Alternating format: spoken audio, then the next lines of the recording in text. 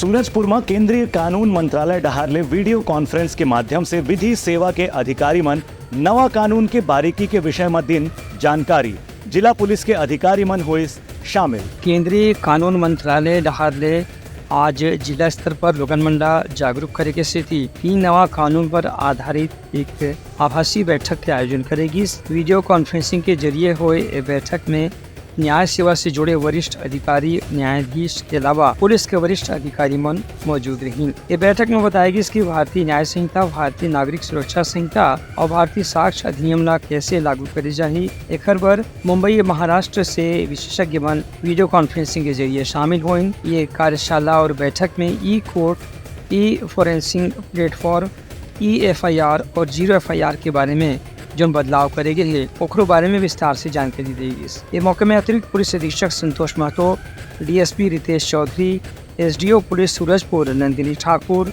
DSP मुख्यालय महालक्ष्मी कुलदीप और जिला के थाना चौकी के प्रभारी अधिकारी मन खलो मौजूद रहे। ब्यूरो रिपोर्ट उतलंगा न्यूज़।